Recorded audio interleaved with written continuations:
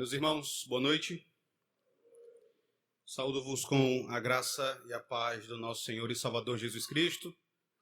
Eu aproveito para renovar hoje a palavra que eu dei ontem de gratidão, de satisfação em Deus pelo privilégio de poder estar aqui com vocês durante este evento, compartilhando da palavra de Deus com esta igreja e também conhecendo os irmãos, desfrutando da fidalguia e da boa companhia de vocês. Deus seja louvado pelas suas vidas.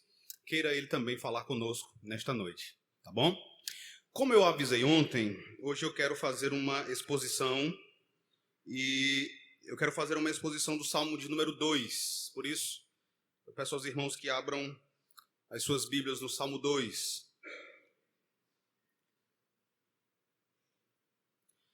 Nosso tema geral, o tema geral do evento para acordar é o Evangelho de Cristo em um mundo de caos. O meu objetivo com o Salmo 2 é apresentar Jesus, fazer algo que normalmente não é feito. Apresentar Jesus como o problema para um mundo em caos. E é isso que o Salmo 2 vai nos ensinar. Então abra sua Bíblia, Salmo 2. Eu convido os irmãos a fazerem uma leitura em uníssono, todos a uma só voz, todos juntos. Diz assim a palavra do Senhor. Porque se enfurecem os gentios e os povos imaginam coisas vãs. Os reis da terra se levantam e os príncipes conspiram contra o Senhor e contra o seu ungido, dizendo: rompamos os seus laços e sacudamos de nós as suas algemas. Ri-se aquele que habita nos céus, o Senhor zomba deles. Na sua ira, a seu tempo, lhes há de falar, e no seu furor os confundirá. Eu, porém, constituí o meu rei sobre o meu santo monte Sião. Proclamarei o decreto do Senhor. Ele me disse: tu és meu filho, eu hoje te gerei. Pede-me e eu te darei as nações por herança e as extremidades da terra por tua possessão. Com vara de ferro as regerás e as despedaçarás como um vaso de oleiro. Agora, pois, ó reis, sede prudentes. Deixai-vos advertir, juízes da terra. Servi ao Senhor com temor e alegrai-vos nele com tremor. Beijai o filho para que se não irrite e não pereçais no caminho, porque dentro em pouco se lhe inflamará a ira. Bem-aventurados todos os que nele se refugiam. Amém. Vamos curvar as nossas frontes, vamos orar, vamos pedir ao Senhor que nos abençoe, que fale conosco. Senhor nosso Deus, nosso Pai bendito, nós louvamos o Teu nome por esta preciosa oportunidade, uma vez que entendemos que não cabe a nós dirigirmos os nossos passos, mas é o Senhor quem nos conduz. Não simplesmente, ó Deus, tomamos a decisão de sairmos dos nossos lares e nos congregarmos aqui nesta noite. Foi o Senhor quem nos congregou. Foi o Senhor quem nos convocou para este lugar e que nos reuniu em torno da Tua Santa Palavra. E certamente, ó Deus, por tudo aquilo que o Senhor tem feito nesta igreja local, ao longo de todos os anos de organização, e certamente em razão de tudo aquilo que o Senhor ainda intenta fazer por meio desta comunidade, o Senhor, ó Deus, é desejoso de receber o louvor e a adoração destas pessoas que aqui estão. E também, ó Deus, de lhes falar, de lhes revelar a Tua vontade, de lhes comunicar, ó Deus, a Tua palavra através das Sagradas Escrituras. Por isso, ó Pai bendito, a nossa petição é no sentido de que o Senhor, por meio do Teu Espírito, ilumine a nossa mente e nos dê condições de compreendermos a passagem lida. Mas, além disso, que o Teu Espírito venha a inflamar nossos corações, a despertar em nós santas afeições, para que haja não apenas compreensão, para que haja não apenas conhecimento teórico, mas também, ó Deus, para que haja a disposição de coração, a resolução firme no íntimo de cada um, para colocar em prática aquilo que o Senhor nos falar. Em nome de Cristo, nós pedimos ainda pelo teu servo pregador. Ajude-o a ser fiel à tua revelação. Ajude-o a ser fiel como despenseiro dos teus mistérios. Tudo isso para a glória do teu nome, para a edificação do teu povo aqui reunido. É no nome de teu Filho Jesus que nós choramos e desde já nós te bendizemos. Amém. Irmãos, há um livro, na verdade um livreto, publicado pela editora Fiel, escrito por um pastor chamado Walter Chantry, e o título desse livreto é O Evangelho de Hoje, Autêntico ou Sintético? A tese do autor nesse livreto é a de que a igreja evangélica, nas últimas décadas, ela tem pregado o evangelho, ela tem evangelizado, mas ela tem feito isso de maneira sintetizada, ou seja, ela tem deixado de fora algumas partes daquilo que a Bíblia nos mostra como sendo a revelação escrita de Deus. E você pode ver isso perfeitamente quando você observa que, normalmente, nós nos limitamos a dizer às pessoas que Jesus é a resposta para os problemas dessas pessoas. Jesus é a resposta para os seus problemas emocionais, Jesus é a resposta para os seus problemas financeiros, para os seus problemas de saúde. E Walter Chantry vai afirmar que o problema não é tanto com aquilo que nós afirmamos, mas o problema está naquilo que nós deixamos de afirmar. O problema está naquilo que nós deixamos de comunicar às pessoas. Nós deixamos de entender que o evangelho, conquanto signifique boas novas, conquanto signifique as boas notícias, implica em também tornar as pessoas conscientes das más notícias. Implica também em dizer-lhes que elas são pecadoras, rebeldes, inimigas de Deus, nascidas em pecado, indispostas a todo bem, incapazes de oferecer qualquer serviço espiritual que seja agradável a Deus. Então nós deixamos essas coisas de fora, nós não falamos sobre o pecado, sobre a sua malignidade, sobre a sua vileza, sobre o seu caráter ofensivo, nós não falamos sobre aquilo que Deus pensa a respeito do pecado, nós não temos coragem de pregar a lei para as pessoas, nós nos limitamos a simplesmente olhar para elas e dizer: Jesus ama vocês. Ele vai dizer que agir dessa maneira não é pregar o evangelho de maneira autêntica. Dizer para as pessoas apenas que Jesus é a resposta, sem apontar o problema, também acaba não ajudando. E isso acaba contribuindo para que muitas pessoas se apeguem a Jesus, mas não conforme revelado nas Escrituras, mas apenas para que ele satisfaça os seus caprichos e os seus desejos carnais. E quando assim nós agimos, nós acabamos agravando o problema, e aquele que deveria ser a resposta para essas pessoas, no último dia, se revelará como o maior problema para elas. Porque ele julgará os seus pecados. E é por isso que eu li o Salmo 2 com vocês. Porque esse salmo nos apresenta um quadro semelhante a isso. E eu peço que vocês mantenham as suas Bíblias abertas neste salmo. Nós precisamos entender aqui alguns detalhes. A primeira coisa que precisamos ter conhecimento quando tratamos do Salmo 2, irmãos, ou de qualquer outra passagem do Antigo Testamento, é que aqui nós precisamos buscar enxergar Cristo. Nós precisamos buscar a Cristo nessa passagem. Toda a nossa pregação, toda a nossa leitura da Escritura deve ter como pressuposto que Jesus está presente no Antigo Testamento. Em relação ao Salmo 2, de maneira específica, isso é provado pelo fato de o Salmo 2 ser uma passagem muito citada no Novo Testamento e aplicada a Jesus. Na verdade, em todo o Novo Testamento, dentro do livro dos Salmos, o Salmo 2 é o salmo mais citado pelos autores do Novo Testamento. E sempre que os autores do Novo Testamento vão fazer uso desse salmo, eles vão aplicá-lo à pessoa do Senhor Jesus Cristo. Isso é feito tanto no livro de Atos dos Apóstolos, como também na carta aos Hebreus. Então, à medida que você ler o Salmo 2, você deve ter esse entendimento à sua mente. Aqui nós encontramos uma revelação acerca de Cristo. Algumas pessoas vão afirmar que este salmo, embora não nos informe quem foi o seu autor, você vai encontrar em diversos salmos uma informação sobre quem o escreveu, e essa informação que vai aparecer em diversos salmos, ela faz parte do texto sagrado. Ela é escritura. Então, quando você encontra de Davi, e além disso você encontra também a informação da circunstância na qual esse salmo foi escrito, tudo isso faz parte do texto original.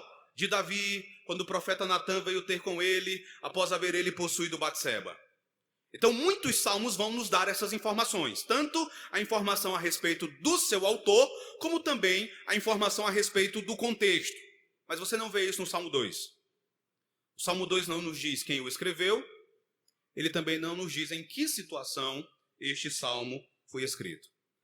Só que a tradição judaica, ela vai nos dizer que este salmo foi escrito por Davi. E Davi teria escrito este salmo para ser cantado durante a coroação do rei, sendo este então um salmo real. Então, quem sabe isso pode ser aventado? Davi compôs este salmo quando ele sentiu que o seu reino estava cercado por inimigos. E se você entender assim, você vai então enxergar que ele estava celebrando o poder, ele estava celebrando a vitória que Deus havia lhe prometido por meio da aliança feita com ele e com os seus descendentes. Mas isso é apenas uma especulação, uma vez que o texto não nos informa a ocasião específica da sua composição. Mas de uma coisa nós podemos ter certeza à medida que lemos o Salmo 2. Nenhum rei do Antigo Testamento,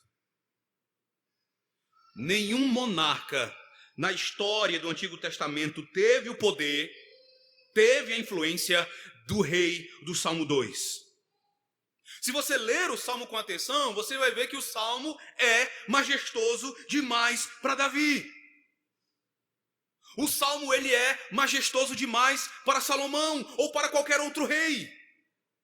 Se você observar, por exemplo, o salmista vai dizer: os povos se enfurecem, os gentios imaginam coisas vãs, os povos estão tramando, eles desejam se rebelar contra o rei. Só que quando você olha para o verso 4, a reação deste rei ele zomba disso. Ele não se preocupa com essa rebelião, ele não se preocupa com a rebeldia dos povos. E aí você lembra de Davi, quando Absalão se revoltou contra ele. Ele temeu. Ele fugiu. Esse salmo fala de alguém muito maior que Davi. É como um filho, uma criança que gosta de brincar com a roupa do pai, que gosta de vestir a camisa do pai. A camisa é grande demais para ele, de maneira que a camisa só pode se encaixar, se ajustar ao corpo do pai. Assim também é este salmo. Ele é imponente demais para se referir a simples reis humanos do povo de Deus. Todos os reis que passaram pelo trono de Jerusalém, a Saul, Davi, Salomão, Roboão, Uzias, Ezequias, todos esses reis são pequenos demais. Eu repito, nunca na história do Antigo Testamento um rei teve esse poder e a influência reinando sobre todas as nações. Quando nós lemos este salmo à luz do Novo Testamento, nós vamos então entender que este salmo, grande demais, imponente e majestoso, ele fala a respeito da vitória suprema de Cristo, o ungido do Senhor. Esse salmo é um hino sobre Cristo.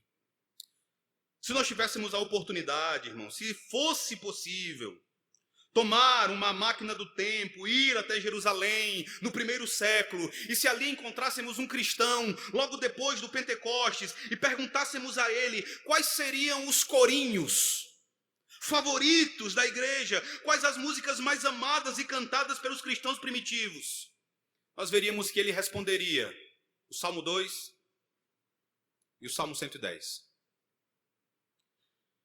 Ele talvez dissesse: o meu corinho favorito sobre Jesus é o Salmo 2. Eu menciono isso porque nos nossos tempos, irmãos, é lamentável que dificilmente alguém, um crente, diga que o seu cântico sobre Jesus, o seu cântico favorito seja o Salmo 2. Talvez evoquemos outros cantores. Talvez digamos que nosso cântico favorito seja Raridade, do Anderson Freire, ou qualquer outro cântico desses compostos hoje em dia. Qualquer um, menos o Salmo 2. Um hino extremamente amado, extremamente valorizado pela igreja primitiva. Algo mudou ao longo do tempo na nossa visão a respeito deste salmo, do livro dos Salmos e do próprio Cristo. Na hora de interpretar o salmo, algo que pode nos ajudar, e eu peço que você olhe para o texto. Imagine que este salmo ele vai trazer até nós uma pequena peça de teatro. Você tem aqui pessoas envolvidas nessa peça. Você tem o salmista Davi como o narrador. Você tem o povo da terra, representado aqui pelos reis, pelos grandes, pelos governantes. Você tem Deus Pai, você tem Deus Filho, que aqui também vai ser descrito como ungido, o Messias. E aqui você tem 4 cenas. A primeira cena ela vai abranger os versos de 1 a 3. A segunda cena, do verso 4 até o verso 6. A terceira cena,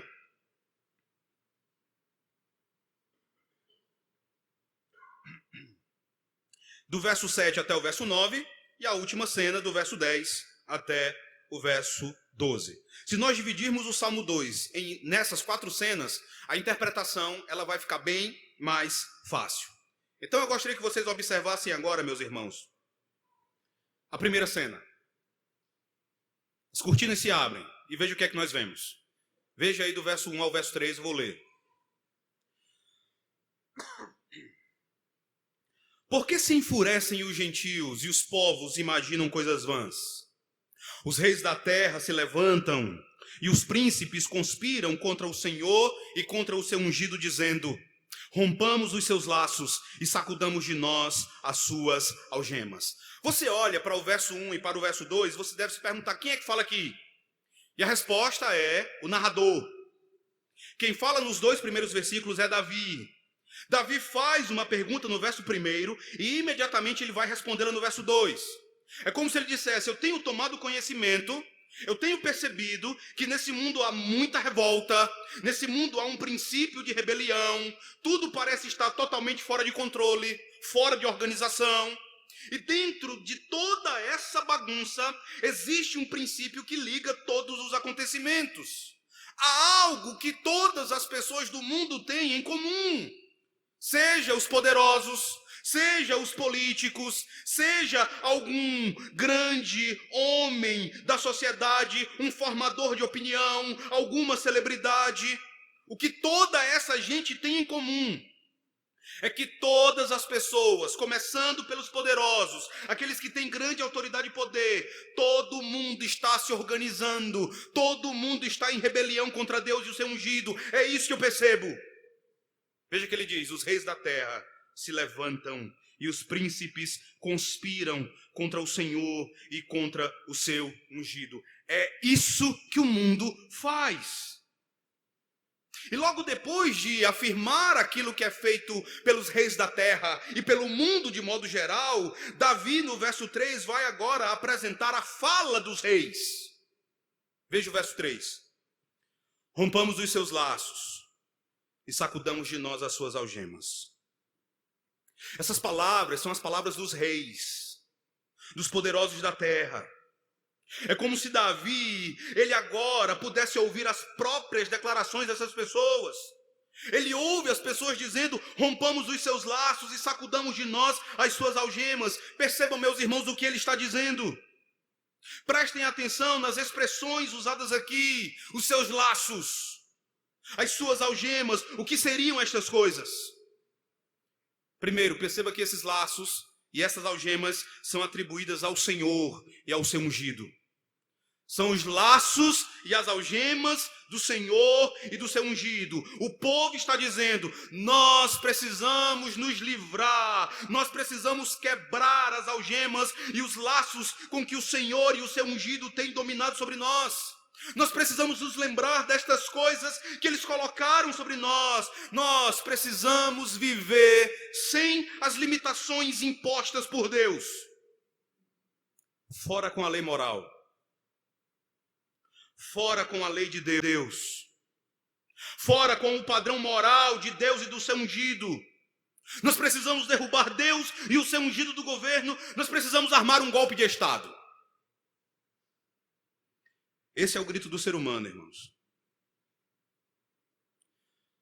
Há alguns anos, a Comissão de Enologia da Igreja Presbiteriana do Brasil, ela entendeu que deveria corrigir um verso de um hino. A versão anterior desse hino dizia: queremos luz, é o grito das nações pagãs. O grito dos pagãos é esse aqui: rompamos os seus laços, sacudamos de nós as suas algemas. Hoje em dia o verso diz: levemos luz aos povos e nações pagãs. Esse é o grito da igreja. O mundo sem Deus grita isso aqui. Nós não queremos a lei de Deus. Nós não queremos os seus laços. Nós não queremos as suas algemas. Veja como o Salmo 2 ele vai estabelecer um contraste entre estas pessoas e o homem justo do Salmo 1. Quando você olha para o Salmo 1, você vê que o homem justo do Salmo 1, ele tem prazer na lei de Deus. Ele medita na lei de Deus e nela ele tem o seu prazer. Mas aqui o mundo de modo geral, incluindo os líderes, aqueles que formam a opinião, os artistas que dão opinião sobre tudo, eles não têm prazer na lei de Deus. Eles querem romper com essa lei.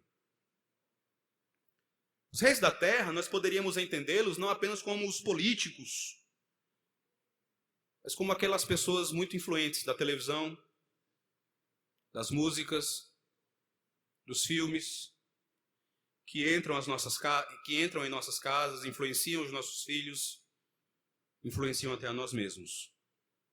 Essas pessoas, elas estão formando opinião. E a uma só voz elas dizem: não queremos a lei de Deus. É por isso que você vê toda a propaganda e todo o lobby em torno da união entre pessoas do mesmo sexo. É por isso que você vê um esforço tremendo para que outros valores que nos são ensinados pela palavra de Deus sejam abandonados pela nossa sociedade. Davi diz: é isso que eu vejo. Essa cena, meus irmãos, ela nos mostra a raça humana tramando, planejando, buscando uma oportunidade para tentar derrubar o Criador, para tentar assassinar o soberano governante do universo. Esse salmo ele chega ao seu ápice quando o povo de Israel, juntamente com os gentios, gritam: crucifica-o, crucifica-o. Quando aquele povo, séculos depois, gritou: crucifica-o, esse povo estava gritando: não queremos o ungido do Senhor, não queremos o Senhor, não queremos a sua lei, não queremos a sua palavra.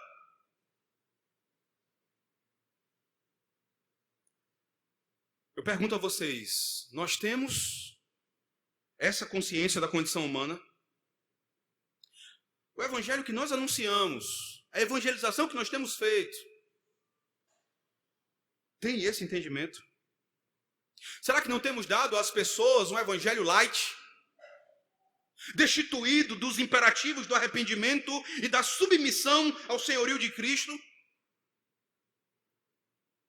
O nosso entendimento a respeito da pecaminosidade humana, do pecado, tem se tornado um entendimento raso. Prova disso: nós mesmos, quando confessamos os nossos pecados a Deus, nós não os confessamos como a rebeldia do nosso coração diante de Deus. Nós apenas falamos da nossa falha, do nosso fracasso, em não expressarmos o nosso amor da maneira como deveríamos fazê-lo. O pecado não é apenas um fracasso em atingir um determinado padrão. O pecado é inimizade. O pecado é rebeldia. O pecado é vileza.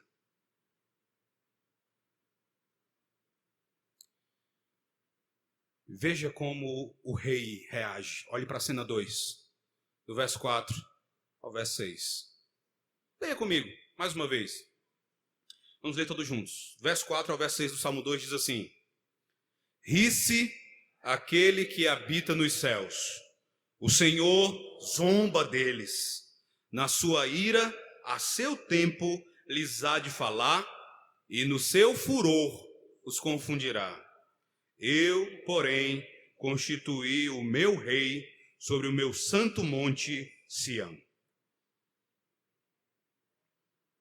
O narrador Davi volta a falar nos versos 4 e 5, mas aqui a cena é diferente.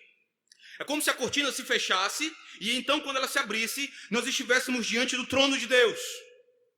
E ele agora vai falar sobre a reação do rei. E ele vai nos dar uma descrição. Imagine que você pudesse perguntar a Davi: Davi, salmista Davi, toda essa rebeldia, essa indisposição do ser humano em obedecer à lei de Deus, essa turba, a maneira como os grandes, os poderosos, a maneira como essas pessoas têm declarado guerra contra Deus, como Deus reage a isso? Como é que está o Senhor diante de toda essa rebelião? Será que ele está muito preocupado? Será que ele está entrando em pânico ao contemplar essa rebeldia? Será que ele está se escondendo enquanto os reis da terra gritam palavras de ordem e de afronta contra ele? A reação dele é bem diferente. Irmãos, quando nós pensamos nos grandes da terra,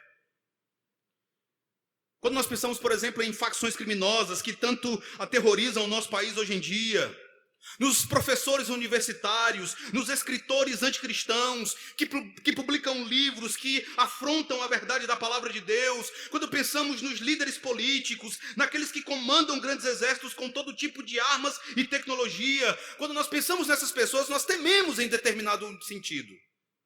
Nós temos medo. Deus vê tudo isso.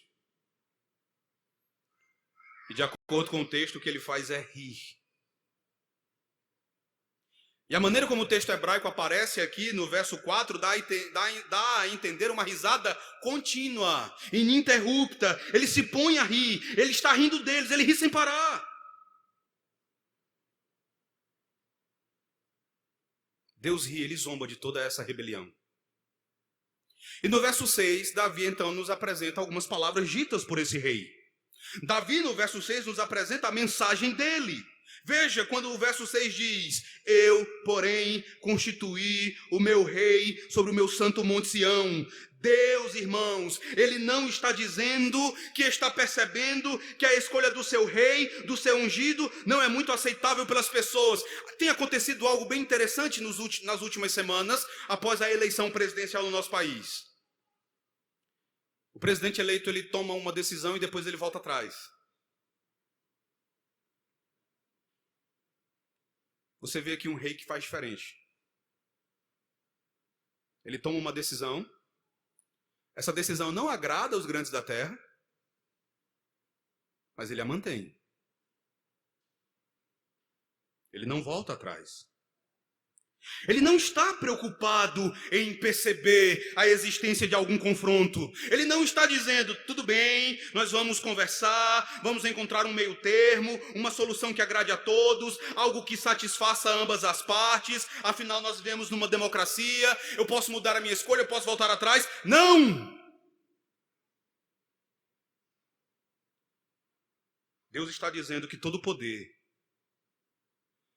toda a inteligência, toda a rebeldia do mundo, todas essas coisas não mudam em nada a direção, o alvo, o plano e o decreto dele. Nada pode abalar o plano estabelecido por ele. É isso que ele diz aqui. Tudo é completamente normal aqui, diz o Senhor. Eu, porém, eu constituí o meu rei sobre o meu santo monte Sião. Tudo que eu planejei, eu vou fazer, eu tenho feito e ninguém vai mudar isso. A rebelião existente na terra, a rebelião do ser humano, o pecado do homem, com toda a sua inteligência, com todos os seus livros, toda a sua tecnologia, todas as suas armas, toda a sua corrupção, não muda nem um pouco o meu desejo, que é que o meu filho seja o rei das nações para todo o sempre. Nós podemos perguntar duas coisas aqui. Por que Deus riu deles? Algumas pessoas têm dificuldade com isso. Perguntam: o pecado por acaso é engraçado para Deus? Por que Deus ri dessas pessoas? O que é engraçado aqui não é o pecado em si, é a insensatez, é a estupidez dos rebeldes. Com toda a sua inteligência, com toda a sua informação, o homem é insensato. Quando uma criança de 2 ou 3 anos atravessa uma determinada fase de muitos chiliques, dando muito trabalho aos pais, nós vemos algumas coisas assim. Eu creio que esse seja um momento difícil e comum a muitas pessoas aqui. Você traz o seu filho para a igreja no dia do Senhor e de repente um dos seus filhos começa a se comportar de uma maneira ruim e aí você reclama, o seu filho começa então a chorar e gritar, você sai com ele lá fora, ela começa a se debater como se achasse que com aquela atitude fosse destronar você. Como se ela achasse que com aquela atitude ela venceria você. Às vezes você reage sem jeito, você sorri, sem graça para as pessoas, mas você sorri da insensatez dela.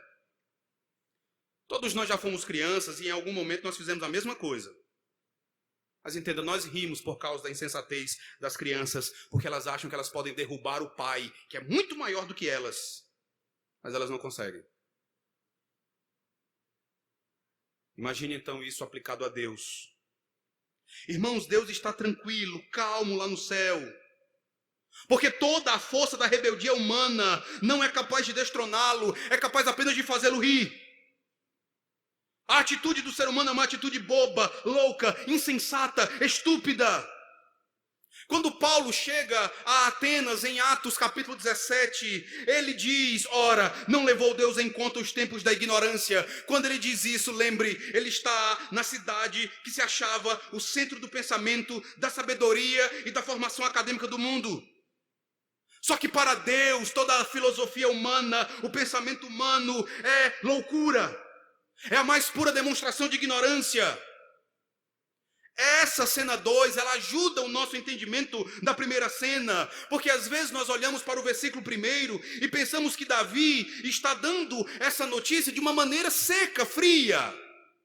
Como se ele estivesse apenas informando, dizendo, os reis da terra, os grandes, eles se rebelam contra o Senhor e o seu ungido. Não, ele está aqui horrorizado ao perceber a insensatez dos reis, ao perceberem a sua loucura, por estarem se rebelando contra alguém que lhes é infinitamente maior. E ele sabe que isso significa a destruição certa, e por isso ele está aqui alarmado. Ele está preocupado, ele pergunta, por que se enfurecem os gentios? Por que as pessoas imaginam coisas vãs? Por que estão fazendo essa besteira? Por que que os homens se precipitam ao inferno, se rebelando contra Deus, se rebelando contra o seu ungido? Por que que algumas pessoas, mesmo em nossas igrejas, insistem em seus pecados? O tom de Davi aqui, meus irmãos, é um tom alarmado. Eu tenho dito que a gente precisa aprender a ler a Bíblia sentindo o texto. Porque nós lemos diversas passagens das Escrituras que requerem uma determinada compreensão do sentido, do clima, da temperatura do texto, mas nós lemos de uma maneira bem casual. Um exemplo disso. Abra rapidamente a sua Bíblia aí em 1 João capítulo 3.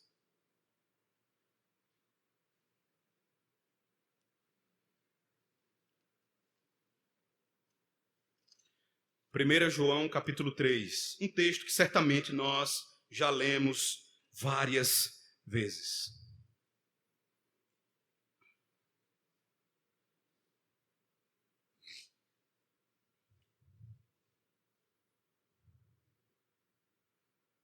Leia comigo o verso 1. Diz assim, 1 João 3, verso 1 diz assim, leiamos. Vede que grande amor nos tem concedido o Pai, a ponto de sermos chamados filhos de Deus. E de fato, somos filhos de Deus. Por essa razão, o mundo não nos conhece, porquanto não o conheceu. Veja a maneira como a gente leu.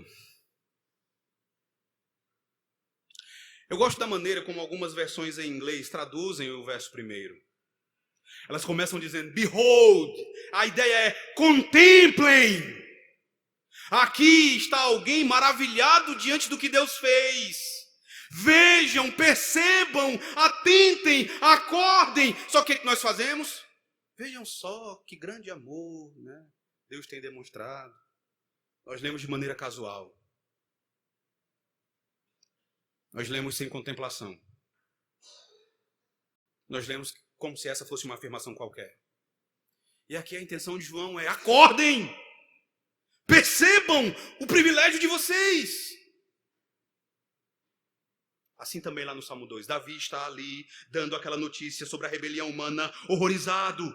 E meus irmãos, a autoridade, a soberania e a vitória de Deus são partes integrais do Evangelho. Nós precisamos anunciar a esse mundo de caos que rebeldia contra Deus e rebeldia contra Jesus Cristo não faz sentido, não é garantido sucesso, antes é estupidez. E por essa razão essa rebeldia deve cessar, as armas da rebelião humana devem ser depostas ao chão. Porque de nada isso vai adiantar. Pelo contrário. Veja o problema na cena 3. Verso 7 ao verso 9. Veja o que acontece em seguida. Salmo 2, do verso 7 ao verso 9. Leia comigo mais uma vez. Diz assim: proclamarei, vamos lá? Proclamarei o decreto do Senhor. Ele me disse: tu és meu filho, eu hoje te gerei. Pede-me e eu te darei as nações por herança e as extremidades da terra por tua possessão. Com vara de ferro as regerás e as despedaçarás como um vaso de oleiro. Aqui quem fala é o ungido. É o filho. Só que o que ele fala, o que ele tem para falar é tão somente o decreto do Pai. E uma das principais características desse ungido, meus irmãos, do Messias, do Cristo, é que ele anuncia com fidelidade a palavra do Pai. Isso porque ele mesmo se submete à palavra do seu Pai.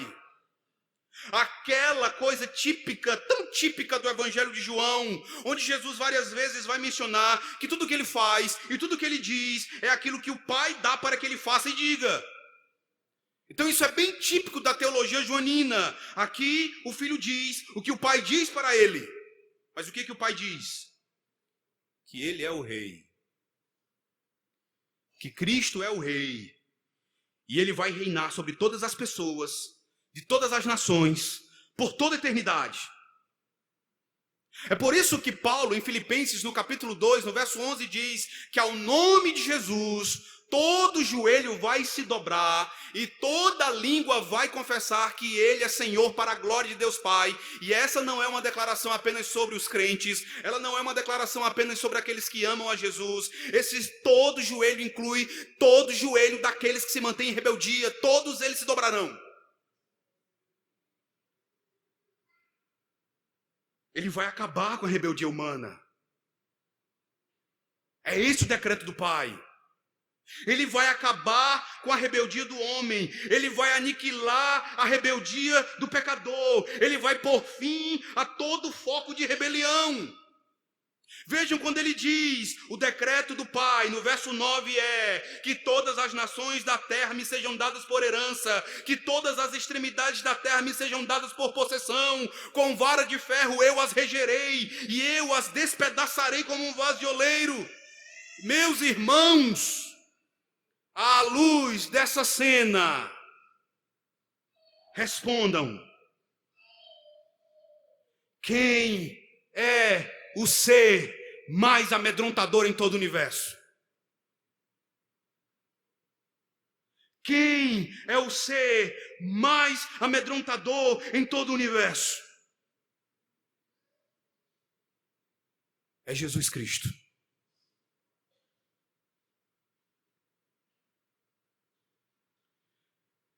Nós somos rebeldes. E Deus o Pai já designou quem vai pôr fim à nossa rebelião. Ele tem poder, ele tem força, ele tem autoridade absoluta. Ele vai esmagar, ele vai destruir todo o foco da rebelião do homem. Quem é o ser mais temível em todo o universo? Lembre que ele disse em Mateus capítulo 10, verso 28. Não temam aqueles que podem matar apenas o corpo.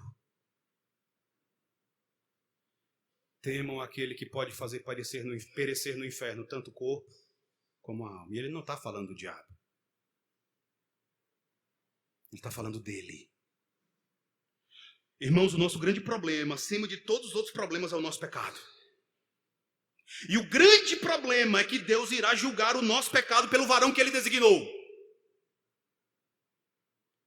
Nós podemos aplicar essas verdades dizendo que, de acordo com esta cena do Salmo, o filho, ele proclamará o decreto do seu pai a respeito do reino. Mas nós sabemos, de acordo com a teologia da pregação, que Cristo, através da palavra pregada, através da palavra anunciada pelos pregadores, ele já tem proclamado esse decreto e ele tem dado a cada pecador que ouve o evangelho a oportunidade para depor as suas armas.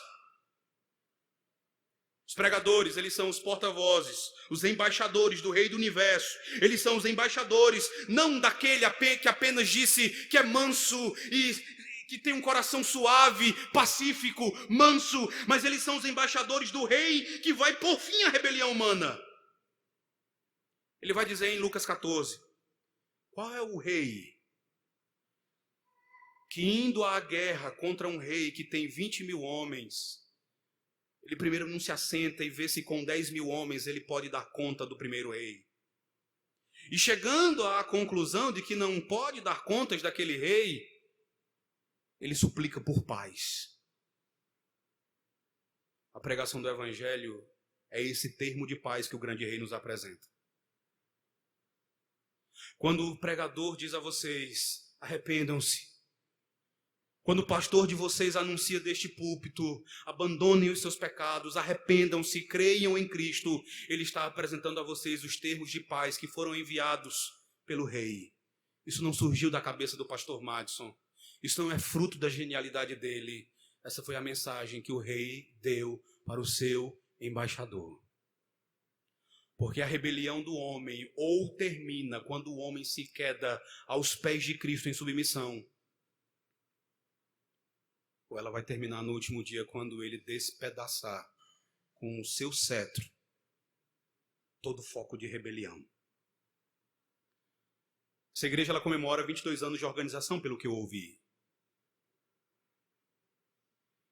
Eu vi que o lema dessa igreja é uma igreja ou um lugar de oportunidades. O evangelho que é anunciado aqui dá aos pecadores a oportunidade para que eles se arrependam. E esta igreja ela foi plantada neste bairro também para anunciar esse dia, o dia em que o rei vai despedaçar, que vai quebrar como vaso de oleiro aqueles que se mantiverem rebeldes contra ele.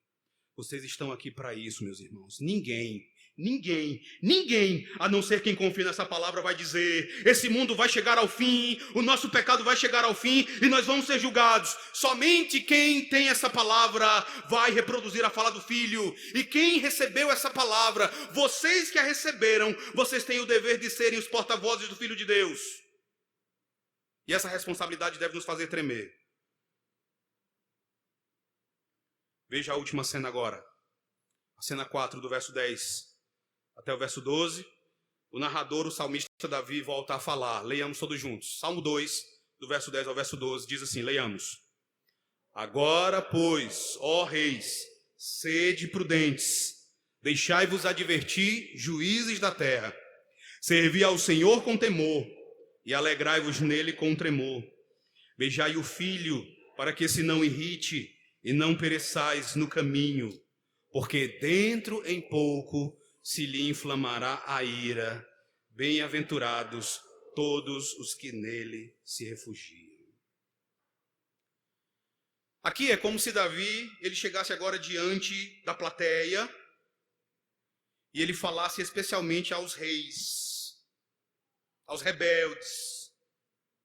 Ele está falando aqui com os líderes e através dos líderes a todos os rebeldes em geral. Ele vai dizer, sejam sábios, sejam prudentes, pensem com cuidado, o pecado não faz sentido, parem com isso, parem com o seu pecado, acabem com essa rebelião, não continuem com essa vida louca de rebeldia contra o rei. Vocês dizem que detestam a palavra de Deus, que detestam a lei de Deus, que não a querem sobre vocês, mas eu quero dizer a vocês que existe outro caminho. Existe o caminho da submissão ao ungido do Senhor, o caminho que dá tanta alegria, que dá a você a oportunidade de reconhecer o propósito de Deus em sua vida. Então seja sábio e acabe com o seu pecado, volte para o seu Criador, reconheça a soberania do Filho, reconheça o ungido, beije o Filho. Beijar aqui é sinônimo de submeter-se. Como você faz quando você beija o seu pai. Só que aqui não é o seu pai que você tem que beijar. É Jesus. É dizer a Jesus: ó meu Deus, pequei contra ti. Eu estou caído no pó. Eu preciso acabar com a minha rebeldia, mas há tanta maldade no meu coração que eu não consigo sair disso sozinho. Por isso me ajuda, Senhor. Eu reconheço todo o teu direito sobre a minha vida e toda a tua soberania sobre a minha existência. O Senhor é e sempre será o meu rei. É esse o conselho do narrador aqui na cena 4. Irmãos, Davi nos avisa acerca do perigo de continuarmos desobedientes. Ele aqui nos avisa sobre como é terrível continuar em pecado. E saiba que é ainda pior depois de ouvir e ler este salmo. No último dia será requerido de nós o que nós fizemos com toda a palavra que lemos e ouvimos ao longo de toda a nossa vida. Será requerido de nós o que nós fizemos depois de termos ouvido a exposição do Salmo 2. Nós não podemos contar como certeza que ainda vamos ler e ainda vamos ouvir mais uma vez a exposição desse salmo. Veja que no verso 12 Davi diz: dentro em pouco se lhe inflamará a ira. Ninguém se confie. Ninguém seja presunçoso achando: Jesus nunca me matou, ele nunca me castigou, eu tenho pecado até hoje, eu acho que eu posso continuar pecando só mais um pouquinho. Davi está dizendo, alertando que ninguém pode ficar tranquilo com mais um pouquinho de pecado. Ninguém pode ficar tranquilo com mais um pouquinho de rebeldia. Dentro em pouco se lhe inflamará a ira. Cada vez que nós ouvimos a palavra de Deus, irmãos, nós temos uma maior responsabilidade por causa daquilo que nós ouvimos. Então é essencial que nós obedeçamos a essa palavra. É essencial que reajamos a essa palavra com arrependimento dos nossos pecados. Se você está aqui nessa noite e se você tem até hoje se mantido rebelde contra o Senhor Jesus Cristo, saiba, você está a poucos passos do inferno.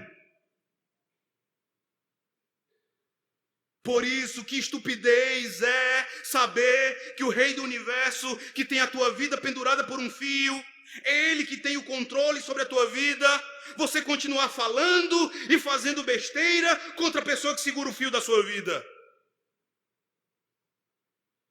Dentro em pouco, e mais alguém é mandado para o inferno.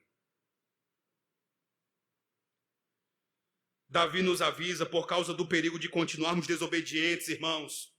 Davi nos avisa também com vistas à nossa segurança e à nossa felicidade, à felicidade de todos aqueles que se refugiam em Jesus Cristo.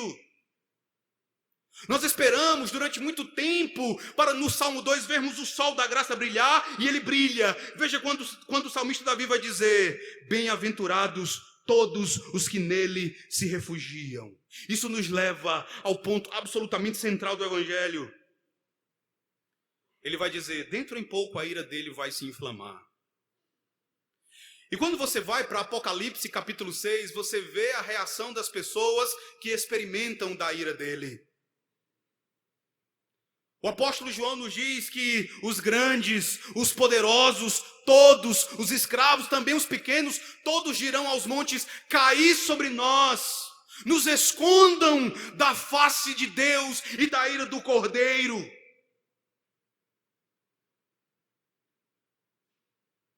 Essas pessoas, elas não irão morrer.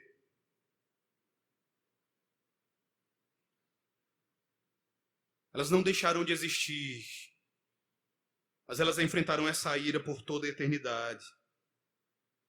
Eu quero dizer a você que se você não sair dessa vida de rebeldia, você vai ser uma dessas pessoas. Eu quero dizer a você que não há refúgio, não há abrigo, não há nenhum lugar seguro longe da ira do Cordeiro, a não ser um único lugar. O único lugar onde você pode se abrigar e se salvar da ira do Cordeiro, da ira do ungido do Senhor, da ira do Filho, é no próprio Filho. Para onde fugir da ira de Cristo? Fugir para Cristo. Bem-aventurados todos os que nele se refugiam. Como correr para longe da ira de Jesus? É correr para junto de Jesus. Irmãos, este é o Evangelho. Aqueles que correm para junto de Cristo podem ficar tranquilos, porque o pecado dessas pessoas já foi punido na pessoa do próprio juiz. Jesus já recebeu o nosso castigo. Ele já foi castigado no lugar daqueles que se refugiam nele. Quem já vê o seu pecado castigado em Cristo poderá enfrentar aquele último dia com esperança, alegria e segurança. Essas pessoas, como diz a última frase do Salmo, são bem-aventuradas e o serão para sempre. Por isso eu encerro perguntando a cada um de vocês aqui nesta noite: você já se submeteu ao rei deste Salmo? Ou você ainda continua em rebeldia? Não, já me submeti, já. Já estou aqui nessa igreja há tantos anos, eu tenho ocupado tantos cargos. Isso não diz nada, não. Você já enxergou a vileza do teu pecado, a malignidade do teu pecado e a sublimidade que há em Jesus Cristo, descansando apenas nele, confiando apenas nele, entregando-se completamente a ele. Cuide, para que esta não seja só mais uma pregação que você ouve. Tome a firme resolução de se arrepender dos seus pecados e correr para se refugiar em Cristo. Por isso, meus irmãos, não apenas nós, não apenas vocês, mas todas as pessoas precisam ouvir a verdade. Precisam deste Evangelho. Dizer apenas que Jesus é a resposta deixa muita coisa de fora. Nós precisamos anunciar a salvação às pessoas, sim, mas nós também precisamos dizer às pessoas que por causa dos seus pecados, elas têm um grande problema para enfrentar. Esse problema é Deus. Nós também precisamos dizer às pessoas que Jesus é o problema delas. O pecado é um problema, mas ele não seria um problema se Deus não julgasse. Ele vai julgar o pecado. Pecado e dia de julgamento e juiz, tudo isso já está designado. Então, se você tem se mantido em rebeldia, se você ouve essas palavras e dá apenas de ombro, eu quero dizer a você, Jesus é o teu problema. Jesus é o problema para aqueles que se mantêm rebeldes, para aqueles que não se arrependem. Ele é o problema central, principal do rico, do pobre, do empregado, do desempregado, do inteligente, daquele que é indouto. O problema de todos os seres humanos é caírem nas mãos do Deus vivo. O teu problema, você rebelde, é chegar o dia em que você tenha Jesus na tua frente, mas não como teu redentor, não como teu advogado, mas como teu juiz para condenar o teu pecado. Assim ele não será a tua resposta, ele será o teu problema. Eu não posso terminar sem dizer que, graças a Deus, ele também é a resposta. Porque ele morreu para nos salvar. O grande Senhor, o grande juiz, ele morreu carregando os nossos pecados para nos salvar agora e para sempre. Então eu insisto com cada um de vocês, arrependam-se e creiam em Cristo. Corram para Ele, para que possam fugir da ira dele. Se você se recusar e preferir ficar na loucura da rebelião, saiba que o fim será desastroso. Jesus será o teu problema. Jesus será o problema de um mundo que insiste em permanecer no caos. Que Deus se apiede de nós, que Ele nos abençoe para a sua glória e a nossa felicidade eterna, irmãos.